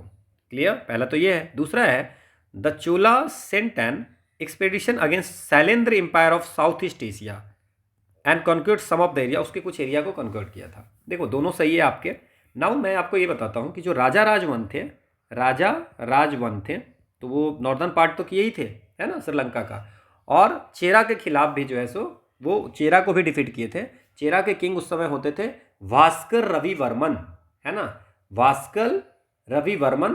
वो बैटल ऑफ कांदुल सरालाई में उनको जो है सो नवल बैटल से चेरा से जीते थे। तो चेरा के किंग कौन थे? भास्कर रवि वर्मन। और पांड्या के खिलाफ, पांड्या को हराया था उस समय रूलर कौन थे? अमर भुजंग। ठीक है, सो अमर भुजंग, भास्कर रवि वर्मन चेरा के और पांड्या के अमर भुजंग को हरा करके राजा राजवन ने ये जो है सो साउथ में अपना परचम लहराया था। तो ये तो बिल्कुल सही है। दूसरा जो है, चोला के राजेंद्र जो थे, तो राजा राज और राजेंद्र पूरा फेमस है, कंफ्यूज नहीं होना है ना। राजेंद्र चोल थे, वो क्या किए थे? कुछ टेरिटरी जो है सो सैलन डायनेस्टी के 11वीं सेंचुरी में कॉन्क्वर्ड किए थे। ठीक है, तो ये आपको ध्यान रखना है। ठीक है, क्लियर? सो ये भी बिल्कुल सही है। सो दोनों सही हो गए आपका। बाकी एक्सप्लेनेशन आपको दिया हुआ है। अगला है कि the last Mauryan ruler Brihadratha was assassinated by his commander in chief Pushyamitra Shunga. अब इसमें क्वेश्चन ये है कि सबसे पहले की तो पहला क्वेश्चन ये बनता है कि लास्ट मौर्यन रूलर किंग कौन थे? तो लास्ट मौर्य थे, मौर्य के बाद संगा आता है, शुंग डायनेस्टी। तो लास्ट मौर्यन की जो रूलर थे वो बृहद्रथ थे, ये बिल्कुल सही है। और बृहद्रथ को मारता कौन है? उसके खुद के कमांडर इन चीफ थे पुष्यमित्र शुंग, और बनती है, स्टार्टिंग होती है शुंग डायनेस्टी। समझ में आ गया? तो ये बिल्कुल सही है। दूसरा है कि शुंगा डायनेस्टी के जो लास्ट किंग थे वो देवभूति थे, ये भी सही है। और उनको मारते हैं उनके ब्राह्मण मिनिस्टर हैं वासुदेव कानवा, वो मार के, और फिर आती है Kanva dynasty. The last ruler of Kanva dynasty was deposed by the Andhra. और पुराण में ऐसा लिखा हुआ है कि कानवा डायनेस्टी को एंड किया जाता है सतवाहन के द्वारा, सतवाहन या आंध्रा के द्वारा। मैंने आपको थोड़ी देर पहले बताया भी था, जो आपको क्रोनोलॉजी बता रहा था कि कैसे कैसे कानवा आया, बृहद्रथ डायनेस्टी, हरियंका डायनेस्टी बताया था मैंने आपको, मौर्य। ठीक है, सो दिस इज द तीनों के तीनों सही है। This is the explanation. ठीक है ना?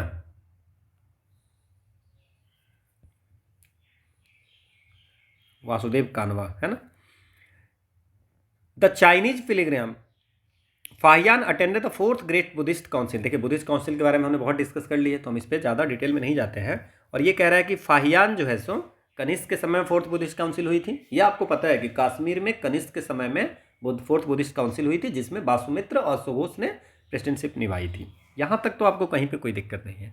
अब ये बोल रहे हैं कि फाहियान उस समय थे। आपको अगर पता होगा कि फाहियान जैसे चंद्रगुप्त द्वितीय के समय आए थे, तो ये से कहीं रिलेट ही नहीं करेगा, तो दिस इज टोटली रॉन्ग। तो ये तो गलती हो गया। अब the Chinese pilgrim Hiuen Tsang met Harsha and found him to be antagonistic. और ये कह रहा है कि चाइनीज पिलग्रिम जो है ह्वेनसंग हर्षवर्धन से मिला और उसको माना कि ये बुद्धिज्म के पूरे विरोधी है। आपको ही पता है कि कन्नौज असेंबली, प्रयाग असेंबली, महायाना के बारे में बात किया, तो ये तो पूरी तरह कभी बात ही नहीं सकते हैं, एंटागोनिस्टिक तो हो ही नहीं सकता है। सो दोनों में से कोई भी सही नहीं है।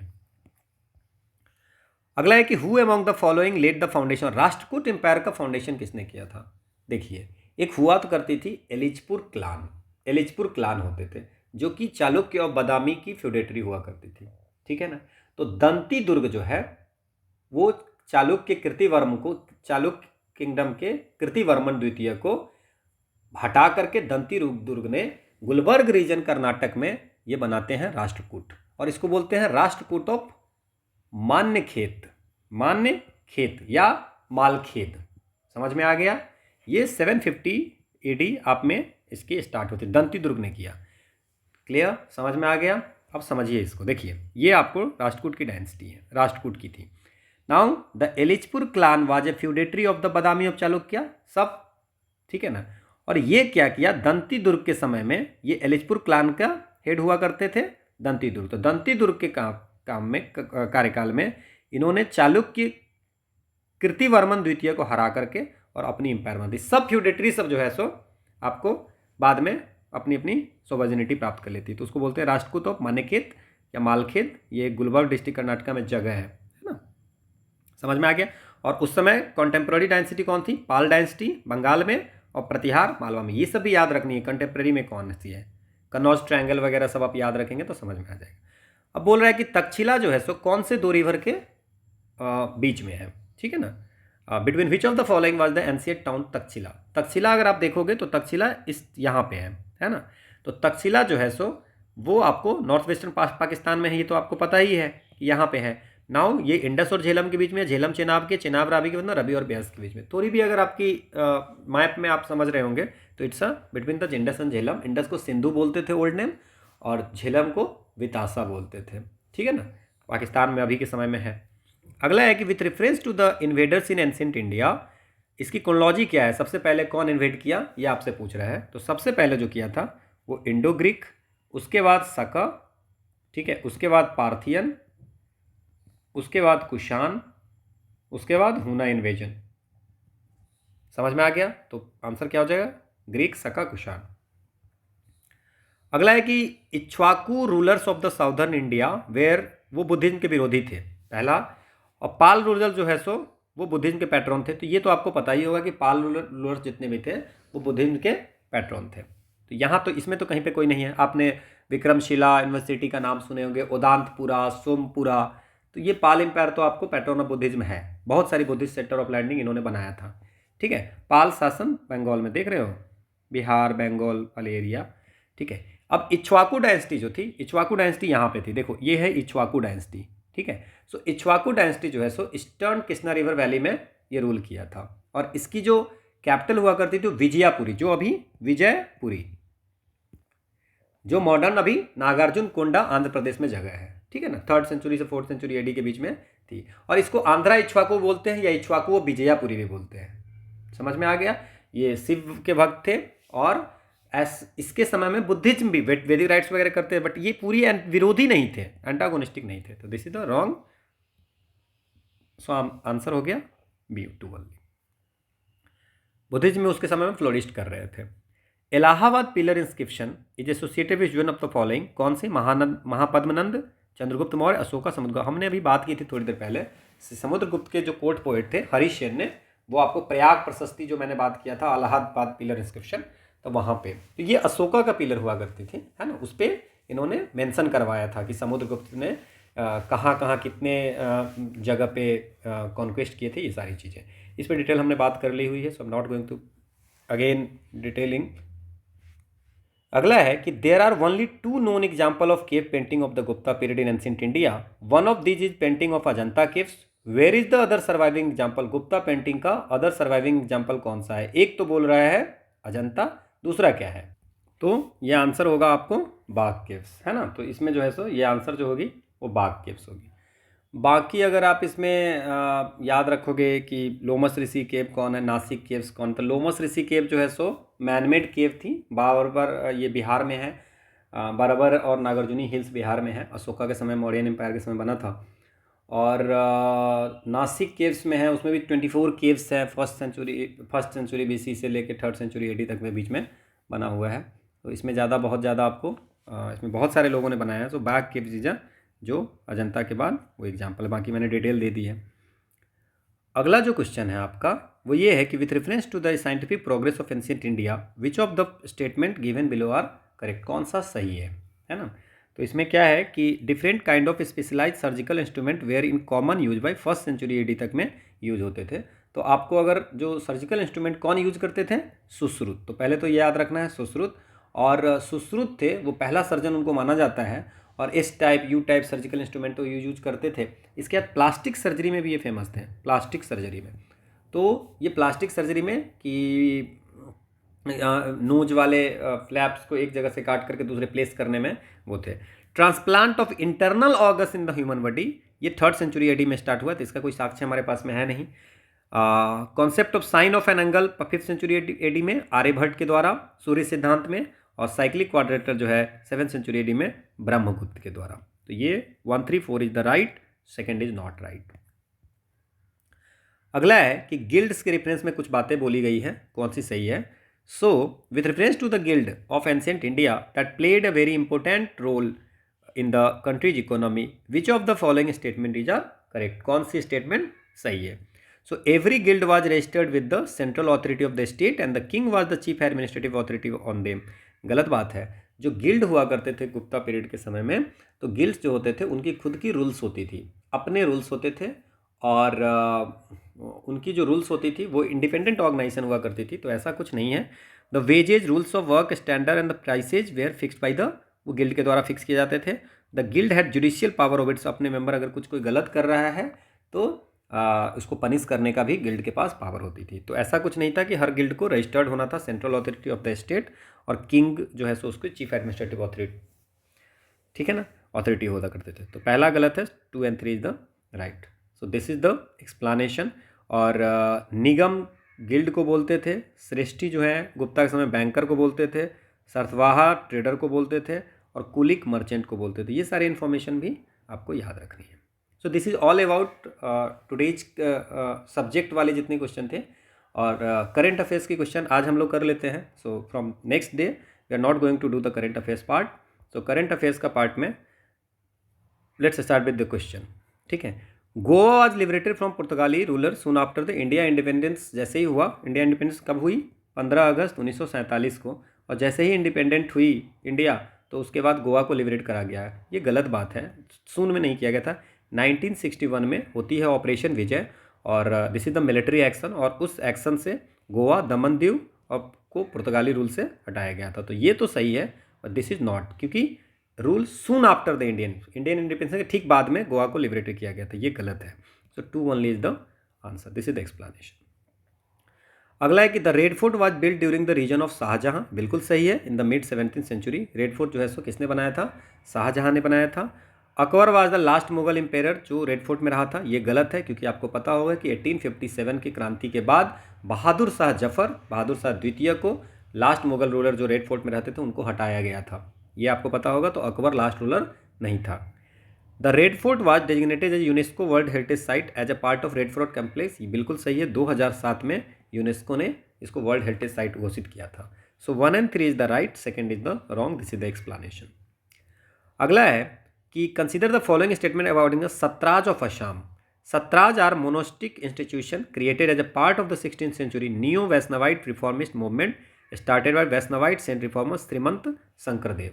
तो ये बोल रहा है कि जो सतराज सत्र है ना, तो सतराज जो है वो आपको एक जो श्रीमंत शंकरदेव थे उनके द्वारा एक नया आंदोलन चलाया गया था, नियो वैष्णवाइट रिफॉर्म के लिए चलाया गया थे। तो उसमें एक मोनास्टिक इंस्टीट्यूशन बनाई गई थी। तो ये है, तो बिल्कुल ये सही है। दूसरा क्या है कि Sattras were establish as centre of religious social and, और ये सेंटर होते थे रिलीजियस सोशल और cultural reform. During the Ahom region most of them Sattras across Assam were destroyed. Ahom region के समय में इनको इवन जो बहुत सारे ये मठ वट टाइप की होती थी, है ना, संस्था एक होती थी। तो ये दोनों तो सही है, शंकरदेव याद रखना है आपको। और इसमें एक चीज़ और याद रखेंगे कि जो अहोम किंगडम थे वो उस समय डोनेशन देते थे उसको चलाने के लिए, है ना, लैंड दिए हैं, किंग के द्वारा दिए गए हैं। तो वी कांट से कि जो है सो डिस्ट्रॉय कर दिए थे। सो 1 and 2 is the right, 3 is the wrong. So this is the explanation. अगला है कि consider the following statement regarding antiquities and art treasure act 1972। अब क्या है कि ये जो antiquities and art treasure act है इसमें डिफाइन किया गया है कि व्हाट इज एंटिक किसको बोलेंगे। So antiquities and art treasure act 1972 उसमें जो 1976 से इम्प्लीमेंट हुआ है उसमें कहा गया था कि कोई भी क्वाइन हो, स्कल्पचर हो, कोई पेंटिंग हो, कोई क्राफ्ट हो, कोई ऑब्जेक्ट हो, है ना, कोई केव का कुछ बिल्डिंग केव हो, है ना, कोई आर्टिकल हो, तो ये सारी चीज़ें जो हिस्टोरिकल इंटरेस्ट का होगा कम से कम 100 साल तक 100 साल की हिस्ट्री होगी तो उसको एंटिक्विटीज बोलेंगे। So coin, sculpture, painting, epigraph antiquity करते हैं, बिल्कुल करते हैं। To be considered as an antiquity the object has to be existence for not less than 100 year, ये भी आपकी सही है। Manuscript and documents are not considered, नहीं, मैन्युस्क्रिप्ट और डॉक्यूमेंट्स भी अगर 75 ईयर्स की हिस्ट्री है तो उसको हम एंटिक्विटी मान सकते हैं, ये हमारी एक्ट में लिखी हुई है। सो नॉट कंसिडर्ड ये आपका गलत हो गया। सो द आंसर इज 1 and 2। ये 75 साल है, ये 100 साल है, ये 75 है, बाकी मैंने एक्सप्लेन कर दिया आपका। अगला है कि in India all the 3 list in the 7th schedule to the constitution of India deals with the Indian heritage. 7th schedule में आपको 3 लिस्ट है, 1 is the union list, 1 is the state list, 1 is the concurrent list. अब समझिए, union list के 67 item, state list के 12वां item और concurrent list के 40वां item में ये लिखा हुआ है इंडियन हेरिटेज के बारे में, that deals with the countries heritage. तो ये सारे लिस्ट में आपको इंडिया हेरिटेज के बारे में लिखा हुआ है, तो ये बिल्कुल सही है। दूसरा है कि in India the law to protect antiquities was establish only after India is independence. बोला कि एंटिक जो चीज़ें हैं उसको प्रोटेक्ट करने का लॉ इंडिपेंडेंस के बाद आई थी, तो ये बिल्कुल गलत है, क्योंकि अप्रैल 1947 में एक एक्ट आई थी, एंटिक्विटीज एक्सपोर्ट कंट्रोल एक्ट, जिसमें क्या था कि अगर आपको एंटिक चीज़ों को एक्सपोर्ट करना है तो लाइसेंस लेके करना पड़ेगा, ठीक है, तो ये आपको गलत हो गया। वनली लिखा हुआ है, वैसे भी गलत है। At present the law allows the central government और एनी अथॉरिटी और agency authorize by the central government to export any antiquity और आर्टिजन्स। किसी को भी आप एक्सपोर्ट कर सकते हैं, but you have to take a license. आप अगर लाइसेंस ले लेते हो तो आप जो है सो कर सकते हो। तो 1 and 3 is the right and B is गलत, second number is wrong. This is the explanation. So this is all about your current affairs portion. Now let's start with the हम लोग रैंकिंग, सीक्वेंसिंग और arrangement कर रहे हैं CSAT में। सो इसका एक पार्ट हो चुका है, दूसरी पार्ट कर रहे हैं। सो 5 क्वेश्चन हम सीसेट के करते हैं।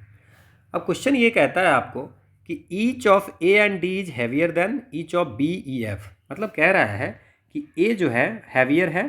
पहले तो समझिए, इसमें 2 स्टेटमेंट आपको दी हुई है और एक क्वेश्चन दिया हुआ है। Now what is the question? तो क्वेश्चन पहले पढ़िए। आप क्या करेंगे, पहले क्वेश्चन पढ़ेंगे कि who is the heaviest among A B C D E, not F, है ना। तो ए बी सी डी में कौन जो है सो सबसे भारी है, ये क्वेश्चन है। अब ये से पूछ रहा है क्या स्टेटमेंट 1 से सिर्फ आप इस क्वेश्चन को सॉल्व कर सकते हैं कौन भारी है, या सिर्फ स्टेटमेंट 2 से कर सकते हैं, या दोनों की जरूरत पड़ेगी आपको इस क्वेश्चन सॉल्व करने में। समझ में आ गया? तो अब क्या कह रहा है, तो अब चलिए स्टेटमेंट 1 देखते हैं। क्या स्टेटमेंट 1 से ये क्वेश्चन का आंसर हो जाएगा? Each of A and D, मतलब ए भी ए से बड़ा है बी ई एफ, ठीक है। So A is heavier than B E F, but none of them is heavier. B E F में कौन हैविएस्ट नहीं है। दूसरा क्या है, डी जो है से बड़ा है बी ई एफ। नाउ क्या इससे कुछ क्लियर हो रहा है कि ए और डी में क्या रिलेशन है? ए और डी की रिलेशन आपको पता चल गया है। A and D is heavier than each B E F. तो ए तो बड़ा है बी ई एफ से, डी जो है बी ई एफ से बड़ा, लेकिन ए और डी की रिलेशन आपको पता नहीं चल रहा है। तो इसमें आपको ये जो है सो सिर्फ ए से तो आपको नहीं पता चलेगा, सिर्फ एक स्टेटमेंट से तो ये समझ नहीं आ रहा है। दूसरी स्टेटमेंट देखते हैं, सिर्फ 2 से देखते हैं। तो 2 स्टेटमेंट क्या कहता है कि A is heavier than D but is lighter than C. A जो है सो लाइटर देन सी है, तो सी ए डी आपका ये आ गया। अब ये हो गया। नाउ इससे भी आपको नहीं पता चल रहा है, सिर्फ अगर इस स्टेटमेंट लिखें तो पता ही नहीं कि बी ई एफ में कौन सा, बी और ई में कौन सा बड़ा है। तो सी ए डी की तो रिलेशन आ गई, लेकिन तो statement 2 is alone is not sufficient to give this answer. तो सिर्फ स्टेटमेंट 2 से भी आंसर नहीं मिलेगा और स्टेटमेंट 1 से भी अलोन। दोनों को जब अगर मिला देते हैं तो आपको पता है कि ए डी में रिलेशन आपको पता चल गया और सी सबसे बड़ा है। तो यहाँ पे बी ई एफ, मतलब बी ई एफ तो आपको पता ही है। तो इस दोनों स्टेटमेंट को अगर मिला देते हैं तो आप आंसर दे सकते हो। सो बोथ स्टेटमेंट 1 और statement 2 are required to answer this question. तो this is the answer. Hope आपको ये समझ में आई होगी। अगला क्वेश्चन है, twice the weight of Sohan is less than the weight of Mohan और दैट ऑफ रोहन। मतलब सोहन का ट्वाइस वेट लेस है मोहन के वेट से और twice of Sohan weight lesser है। देखो अब इसमें एक चीज़ आप याद रखना, so we can conclude that कि सोहन की वेट मोहन की वेट बड़ी है और रोहन से भी बड़ी है, ठीक है ना। तो ये आपको कंक्लूड कर सकते हैं स्टेटमेंट 1 से। Now the question is that कि हाउ यू कंक्लूड दैट कि 2s है, मतलब अगर सोहन की वेट की दुगुना करने के बाद भी मोहन का अगर बड़ा होगा तो सिंगल में तो मोहन का बड़ा होगा ही होगा। मान लीजिए कि अगर मान लीजिए 10 सोहन की 10 वेट है 10 केजी, तो 20 केजी और मोहन की 30 केजी है, तो दुगुना करने के बाद भी हो रही है ना। तो 20 तो 30 बड़ा ही है, तो 10 तो होगा ही 30 बड़ा। तो इसलिए वी कैन कंक्लूड दैट कि मोहन का वेट बड़ा है सोहन से और रोहन का है। तो सोहन, मोहन और रोहन में किसका लिस्ट कौन सा होगा? सोहन। बट हमसे क्या पूछ रहा है कि ग्रेटेस्ट कौन सा है, ठीक है। अब चलो, तो एक एक्सप्लेनेशन। दूसरा हो गया कि twice the weight of Rohan is greater than weight of Mohan और twice the Rohan greater than of Sohan. अगर वेट ऑफ मोहन और दैट ऑफ द सोहन, तो इससे कुछ कंक्लूड नहीं हो सकता है कि आर का दुगुना of R is greater than Mohan. तो इसमें आप कंक्लूड नहीं कर सकते हो कि रोहन के गेट का दुगुना। मान लीजिए कि अगर आप सोचिए कि रोहन का 15 है ना, तो रोहन का 15 है तो 30 ग्रेटर देन 20। बट अगर आप 15 ऑलवेज लेस देन 20, दुगुना करने पे ये आपको सेटिस्फाई कर रहा है, बट सिंगल में आपको लेस हो जा रहा है। तो ये दोनों आप वी कांट कंक्लूड। जैसे हमने इसको कंक्लूड किया है कि अगर ट्वाइस लेस देन एम है तो आपको सिंगल में भी लेस देन एम होगा, लेस देन मोहन होगा। ये चीज़ इसमें नहीं कंक्लूड किया सकता है। तो इसीलिए कौन सी ग्रेटेस्ट है वो आप कंक्लूड नहीं कर सकते। लिस्ट आप कर सकते हो कि बिकॉज मोहन भी बड़ा है सोहन से और रोहन भी बड़ा है सोहन से, तो लिस्ट अगर बोलोगे तो सोहन होगा। सो नेक्स्ट क्वेश्चन इसमें जो है विच लिस्ट किसकी है, तो वेट सोहन की वेट जो है सो लिस्ट है। अगला क्वेश्चन है कि 7 आदमी हैं ABCDEFG और एक क्यू में खड़े हैं और इन दैट ऑर्डर, उसी ऑर्डर में है, ठीक है। अब इसमें पूछ रहा है कि each one is wearing a cap of a different colour, और सब जो है सो डिफरेंट कलर के कैप पहने हुए हैं। One is the violet, one is the indigo, blue, green, yellow, orange and red. अब यहाँ तक कोई दिक्कत नहीं है। अब हम बात करते हैं कि चलिए ठीक है, अब हम इसको बिठाते हैं ABCDEFG, एक ही उसी ऑर्डर में है बोला है हमें, तो ABCDEFG। अब क्वेश्चन पढ़िए। पहला है कि D is able to see in front of him green and blue but not violet. D जो है सो अपने सामने में क्या देख सकता है? ग्रीन, क्या है? Green and blue. D is able to see in front of him green and blue, मतलब इसका ग्रीन होगा या ब्लू होगा, इसका ग्रीन होगा या ब्लू होगा, या इसमें से किसी का ग्रीन और ब्लू होगा। यहाँ तक तो कोई दिक्कत नहीं है। अब यहाँ तक वायलेट को नहीं देखता है, मतलब वायलेट इधर भी हो सकता है, वायलेट इसमें से किसी में भी हो सकता है। चलिए, E can see violet and yellow. E जो है सो वायलेट देखेगा और येल्लो देखेगा, समझ में आ गया? वायलेट या येल्लो देखेगा। अब समझो, डी वायलेट नहीं देख रहा है, इसका मतलब डी का वायलेट हो जाएगा, क्योंकि अगर यहाँ पे वायलेट हम देंगे तो आपको डी को भी वायलेट दिखेगा, और हमें क्या कहा है कि डी जो है सो वायलेट नहीं देख रहा है। नाउ ई जो है सो वायलेट को देखता है और येल्लो को, इसका मतलब इन तीनों में से येल्लो भी किसी का हो सकता है, किसी का ग्रीन, किसी का ब्लू, किसी का येल्लो होगा। यहाँ तक कोई दिक्कत नहीं है। E can see violet and yellow but not red, red नहीं देख सकता है। चलो इसको याद रखते हैं। G can see caps of all colours other than orange. G सारा देख सकता है, सिर्फ ऑरेंज नहीं देखता है, अपना कैप नहीं देख सकता, बाकी सब देख सकता है। और बोला है कि ई जो है सो रेड नहीं देख सकता है, ई जो है सो रेड नहीं देख सकता है। सो कैन आई राइट रेड नहीं देख सकता है, यहाँ पे लिख देता हूँ मैं, क्योंकि अगर ऊपर में कहीं पे भी होगा तो रेड देखेगा, तो रेड कैप नहीं देख सकता है, तो रेड यहाँ पे लिख देते हैं। If E is wearing an indigo, E जो है सो इंडिगो कलर की पहने हुए हैं, तो व्हाट इज द एफ का कौन सा कलर होगा? तो एफ का कलर रेड होगा। होप आपको ये क्वेश्चन समझ में आ गया होगा, आसान सा क्वेश्चन था, ठीक है। अगला क्वेश्चन है, there are 7 person upon a ladder, एक सीढ़ी पे 7 लोग हैं, लेकिन उस ऑर्डर में नहीं है। वहाँ पे बता दिया कि ऑर्डर में है, इसमें बता दिया कि ऑर्डर में नहीं है। A is further up than E but is lower than C, B is in the middle. अब हम एक लैडर बनाते हैं जिसमें 7 सीढ़ी होंगी। Now see 1 2 3 4 5 6, 1 2 3 4 5 6 7।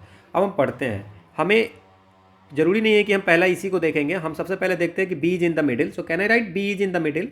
Now G is between A and B, A और बी के बीच में जी है, जी जो है वो ए और बी के बीच में है। सो कैन आई राइट ए, कहीं पे भी हम लिख देंगे, ठीक है। सो ए अगर कहीं पे लिख देते हैं, यहाँ पे ए लिखते हैं, तो ए और बी के बीच में जी है, तो जी इज बिटवीन, तो ये लाइन काट दीजिए, जो जो आपका हो गया काटते चलिए।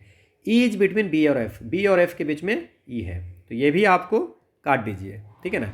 F between E and D, E और डी के बीच में एफ है, तो बचा क्या आपका क्या बचा, सी। तो आंसर क्या हो जाएगा टॉप में, इफ बॉटम स्टेप पे कौन है, तो बॉटम स्टेप पे आपका डी है, बॉटम स्टेप पे डी है, ये आपको समझ में आ गया। तो ऐसे करके बनाएंगे, आपका क्वेश्चन बन जाएगा। सो दिस इज ऑल अबाउट। अब हमारा ये आपको एमसीक्यू है, लास्ट आप डेली एमसीक्यू प्रोडक्टिक्स, ये आपको सॉल्व करके आप हमको दिखाएंगे, ठीक है। अगले दिन से आपको एमसीक्यू नहीं मिलेगी। और डे 14 को हमने जो दिया था डेली प्रैक्टिस एमसीक्यू, उसका मैं सॉल्यूशन आपको बता देता हूँ। कल आपको डे 15 की सॉल्यूशन मिल जाएगी। अब इसमें क्वेश्चन क्या है कि 3 पर्सन है ABC, वो आपको क्यू में है, not necessarily in the same order.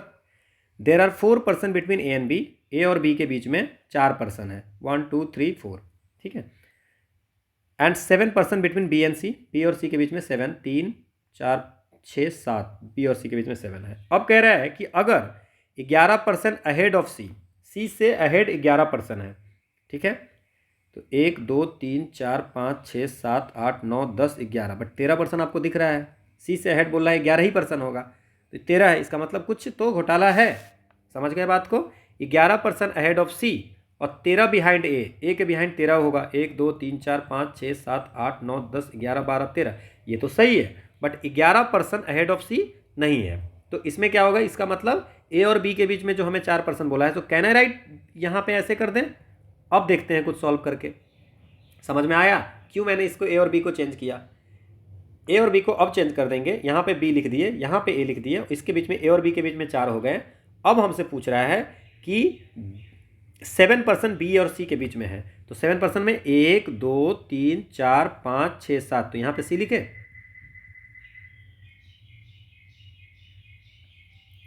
समझ में आया।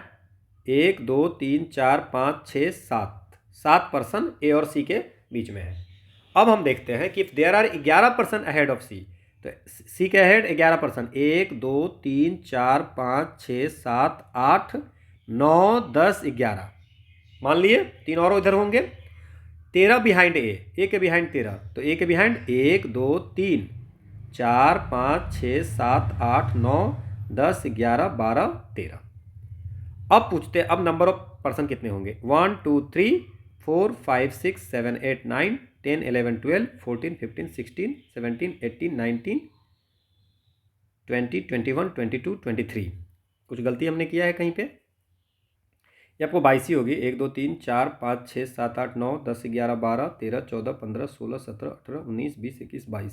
सो द आंसर इज 22।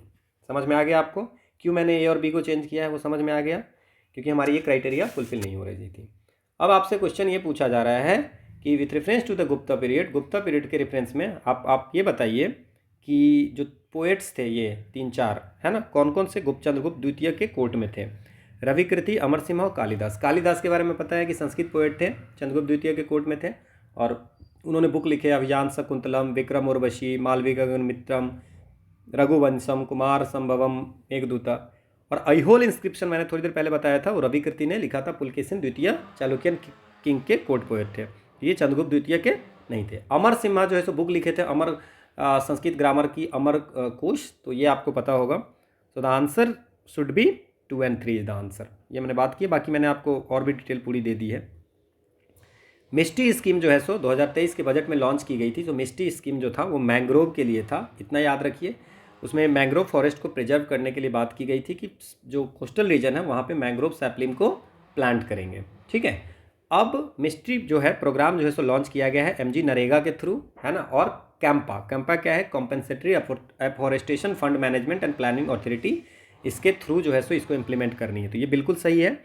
और the state of Orissa alone, Orissa state में 40% इंडिया का मैंग्रोव है।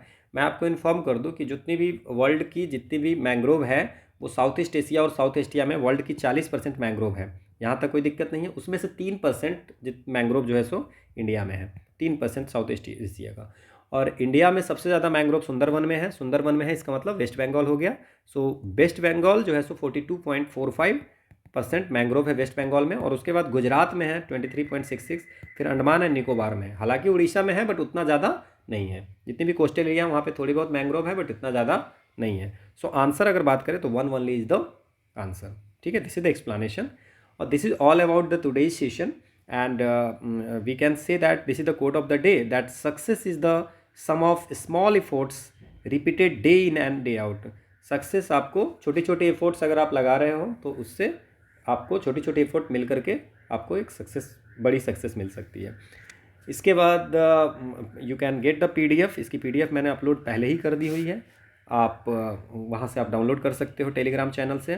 So thank you all for watching. I am hoping कि विल कंटिन्यू दिस सीरीज। ये मैंने अपलोड की थी बट वॉइस इशू हो गई थी इसलिए डिले हो गई। So thank you all for watching and will come with the medieval India. हम लोग कल से स्टार्ट करेंगे या आज ही से मेडाइवल इंडिया की आपको वीडियो मिल जाएगी। So thank you.